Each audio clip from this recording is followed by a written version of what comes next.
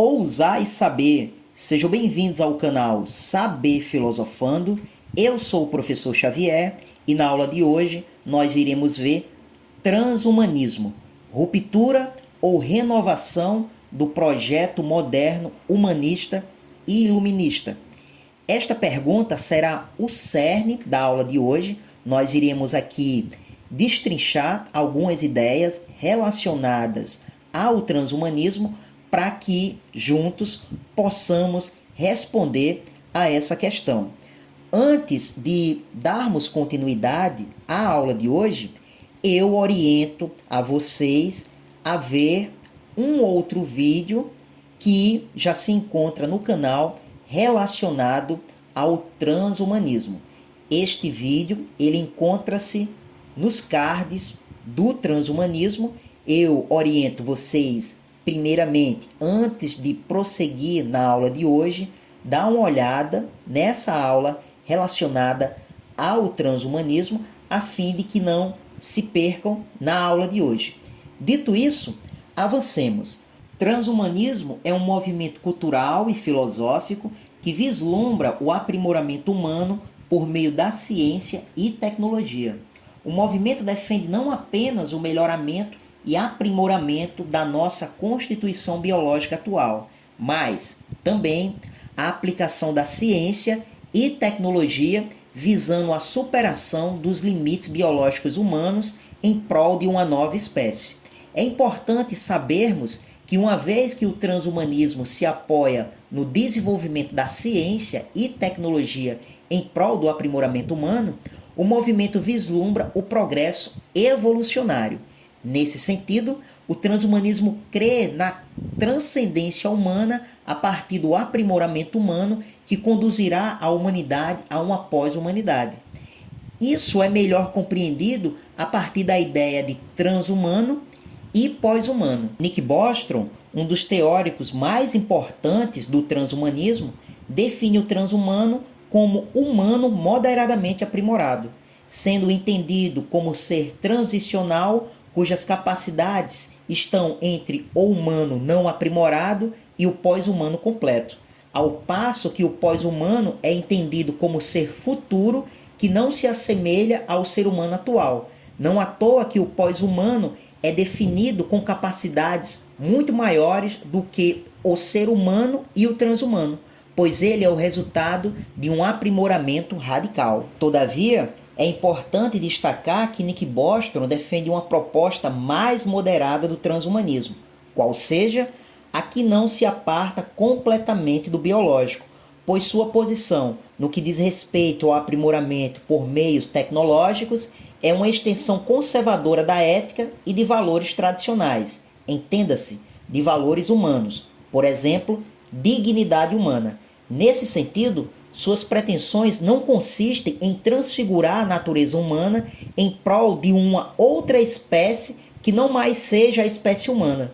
Não à toa que Luc Ferry, crítico do transhumanismo, ao analisar as pretensões de Nick Bostrom, disse que o intuito de Nick Bostrom é de apenas tornar o humano mais humano, entenda-se, amplificar suas características biológicas, tornando-as menos vulneráveis aos infortúnios da vida. Ao passo que outros transhumanistas, como Max More, por exemplo, define o transhumanismo como uma classe de filosofias que buscam nos guiar para uma condição pós-humana, já que este transhumanista defende uma versão mais radical do transhumanismo, qual seja extropianismo, por concordar, por exemplo, com ideias relacionadas à expansão ilimitada e autotransformação em prol de uma condição pós-humana, abrindo espaço para que se pense ideias cada vez mais grandiosas,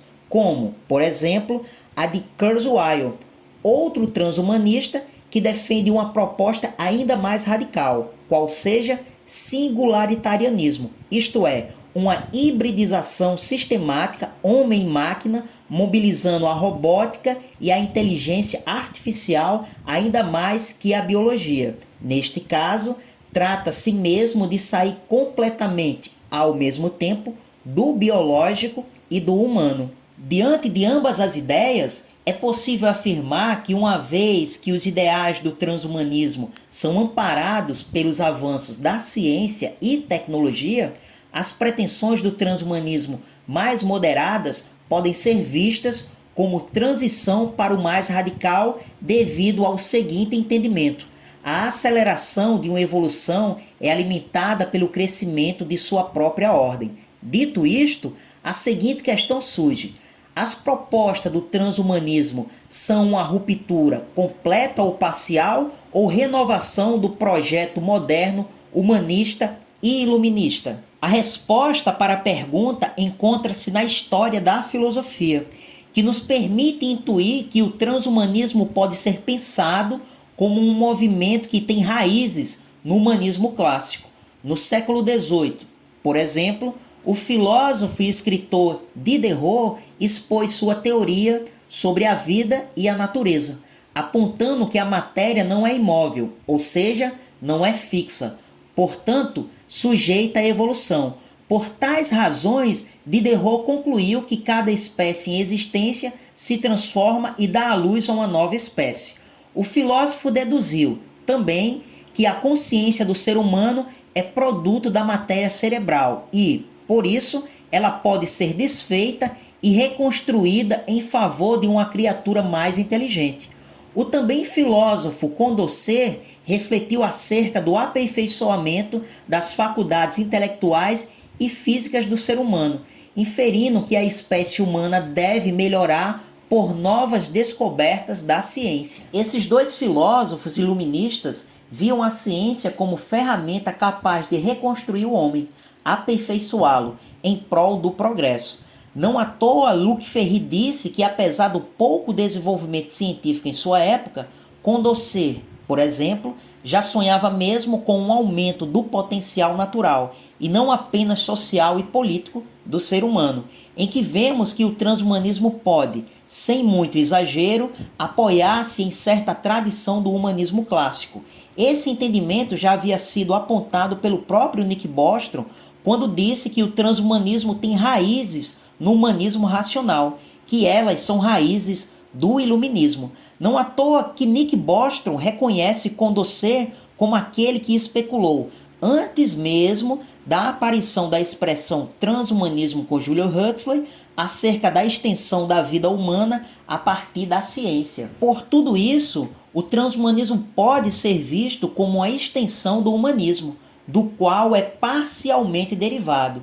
Isso porque seus objetivos não se limitam a métodos humanísticos tradicionais, educação e desenvolvimento cultural, por exemplo, já que sua maior aposta se encontra em aparatos tecnológicos que suscitam a crença de que por meio deles o homem conseguirá ir muito mais além. Todavia, cabe destacar que tal relação pode ser feita, ainda que parcialmente, se levar em consideração apenas a proposta mais moderada do transhumanismo, qual seja a de Nick Bostrom, ao passo que um abismo se abre se tentar relacionar com uma mais radical, por exemplo, o estropianismo de Max More. Não à toa este disse que o estropianismo vai além do humanismo, já que defende a ideia de que é hora de assumirmos o controle de nós mesmos e acelerarmos nosso progresso além da transhumanidade em prol de um estágio pós-humano.